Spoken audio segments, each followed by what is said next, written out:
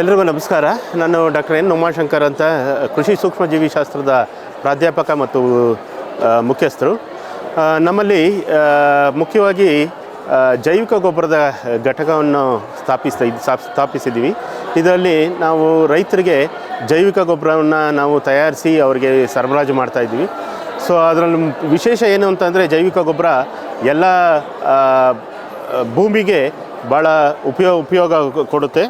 ಅದರಲ್ಲಿ ನಾವು ಹೊಸದಾಗಿ ಸ್ಟಾರ್ಟ್ ಮಾಡಿರೋದು ಒಂದು ಬೆಳೆದಿರೋ ಅಂದರೆ ಒಂದು ಪ್ರಾಡಕ್ಟ್ನ ಡೆವಲಪ್ ಮಾಡಿರೋದೇನು ಅಂತಂದರೆ, ಈ ಮೆಕ್ಕೆಜೋಳ ಇದೆಯಲ್ಲ, ಇದರಿಂದ ಪುಡಿ ಮಾಡಿಬಿಟ್ಟು ಇದನ್ನು ಜೈವಿಕ ಗೊಬ್ಬರನ ಅದಕ್ಕೆ ಕ್ಯಾರಿಯರ್ ಮೆಟೀರಿಯಲ್ ಅಂತ ಏನಂತೀವಿ ಅದನ್ನು ಉಪಯೋಗಿಸಿ ಇದನ್ನು ತಯಾರಿಸಿದ್ದೀವಿ ಇದನ್ನು.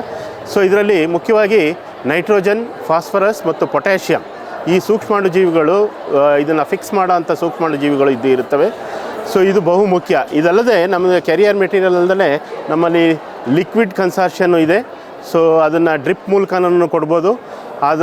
ಆಮೇಲೆ ಡಿಕಂಪೋಸರ್ ಸಹ ಇದೆ.